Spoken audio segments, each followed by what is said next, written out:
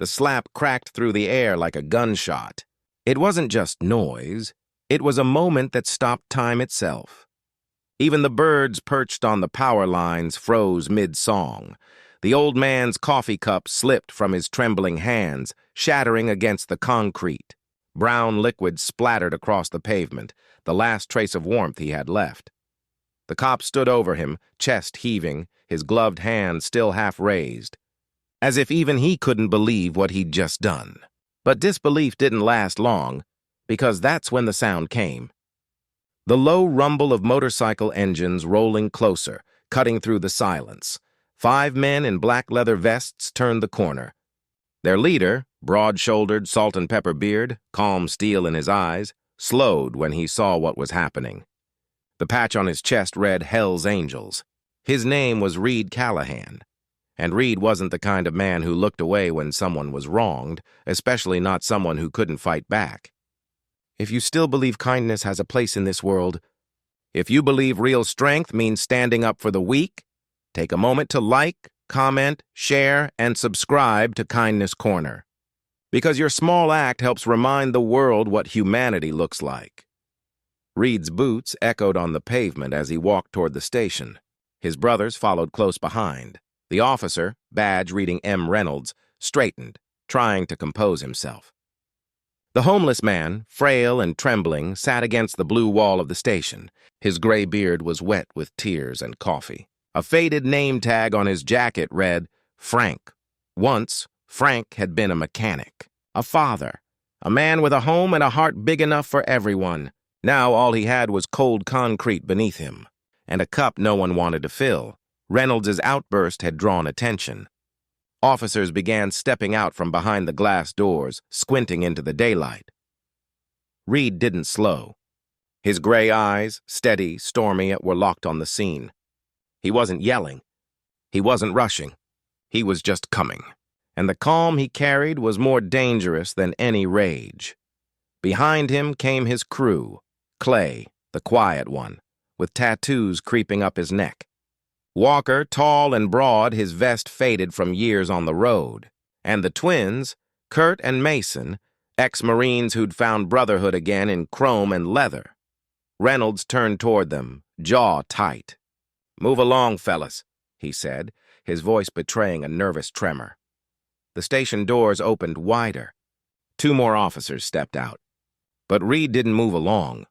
He stopped at the curb where Frank sat and crouched beside the old man. Without saying a word, he pulled off his gloves. From his pocket, he took a folded handkerchief and gently wiped the dirt and blood from Frank's cheek. The world held its breath. Even Reynolds froze. Then Reed reached into his vest, pulled out a crumpled $20 bill, and tucked it softly into Frank's jacket. Finally, he looked up, right into Reynolds' eyes. It wasn't rage in Reed's gaze. It was disappointment, the kind that cuts deeper than anger ever could. "That uniform's supposed to protect people," he said quietly, voice low but sharp. "Not break them." Reynolds stepped back, muttering something, but his words vanished beneath the roar of a Harley engine starting behind Reed. It wasn't a threat. It was punctuation, the growl of justice waking up. One of the other officers whispered, "Is that RLC calls? The biker from the Veterans Outreach thing last year?" The murmur spread. Suddenly the power shifted. These weren't faceless bikers anymore. They were veterans, charity riders, community protectors. Reed rose slowly, towering over Reynolds. "You ever been hungry, officer?" he asked, calm but cutting. "Ever slept in the rain? Ever watched people walk by like you weren't even real?" Reynolds didn't answer. His face had gone pale. Reed took a step closer. "That man has, and the badge on your chest doesn't give you the right to forget that." Behind him, Frank tried to stand but stumbled. Walker stepped forward, steadying him. Frank's lips quivered. "Thank you," he whispered. Reed just nodded. He wasn't there for thanks. He was there for something else. Something too many uniforms and too many hearts had forgotten. An older officer stepped out from the station, confusion in his eyes. "What's going on here?" he asked. Reed turned his head slightly, his voice calm as steel. "One of your own forgot what it means to serve," he said. Maybe remind him. The older man's shoulders sagged. He knew exactly what that meant. One by one, the other officers stepped back. Reynolds shifted uneasily, his eyes falling to the ground. The slap he'd thrown moments ago now echoed only inside his head, a sound he couldn't escape. Reed didn't push. He didn't threaten. He just turned, gave a small nod to his brothers, and started back toward his bike. The others followed, boots thudding softly in unison. Before mounting his Harley, Reed paused and looked over his shoulder. "We all got choices, officer," he said. "You made yours. Make the next one better."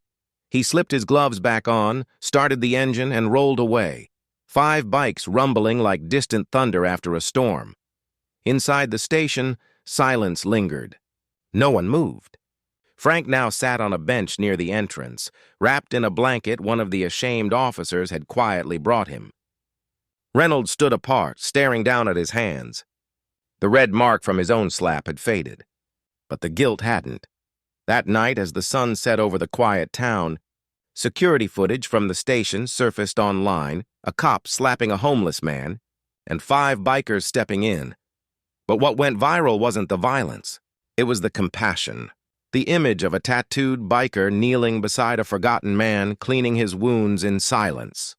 By morning, social media was flooded. Not all heroes wear badges. Respect to the Hells Angels who stood up for what's right.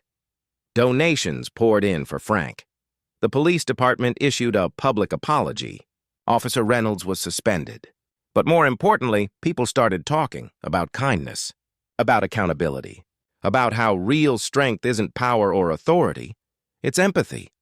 If this story touched your heart, the narrator says softly, please like, share, and subscribe to Kindness Corner.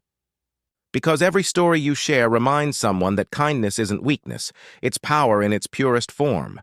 Before we end, tell us in the comments, what would you have done if you were Reed that day? Sometimes the smallest act of courage can silence the loudest injustice. And on that quiet street outside a police station, 5 bikers proved that the heart of a man can roar louder than any engine.